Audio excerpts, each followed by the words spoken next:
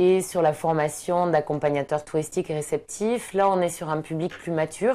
L'animation, c'est vraiment dédié aux jeunes 18-25 ans. Voilà, il faut être jeune, mobile, avoir envie Oui, d'accord. de partir, de s'investir, d'avoir un métier super, mais très prenant aussi.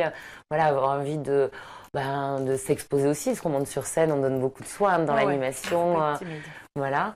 Et sur les métiers d'accompagnateur et aujourd'hui plus largement accompagnateur touristique et métier de réceptif, on est sur un public plus mature parce que quand un tour opérateur, un autocariste, un service groupe va confier un groupe de touristes à un accompagnateur, on peut dire qu'il lui confie un petit peu ce qu'il y a de plus précieux, c'est-à-dire ses clients. Bien sûr. Et c'est quand même sur les épaules de l'accompagnateur que va reposer le bon déroulement du circuit dans son ensemble.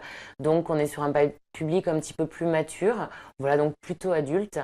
Et Ça, c'est ce que vous avez observé, mais la formation n'est pas fermée aux plus jeunes. non, chaque année on en forme quelques-uns, mais ce sont plus les exceptions qui confirment la règle, parce Mhm. qu'il y en a toujours qui sortent un petit peu du lot et voilà. Mais donc une formation qui va durer 5 mois.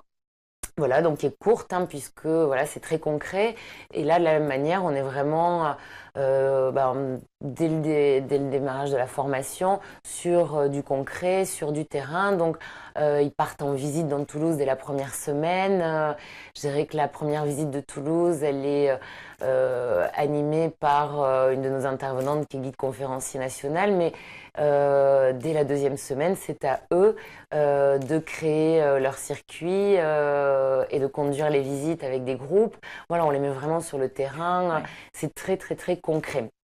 Voilà. Et donc là, on a des partenariats avec des tours opérateurs, des autocaristes, voilà, des services groupes qui viennent à l'école les rencontrer pour leur proposer ensuite leur première mission d'accompagnateur ou leur première saison de réceptif, puisque on va dire que si ces deux formations existent depuis 25 ans, malgré tout, elles ont évolué dans leur contenu, puisque les métiers ou l'activité voilà, ont évolué.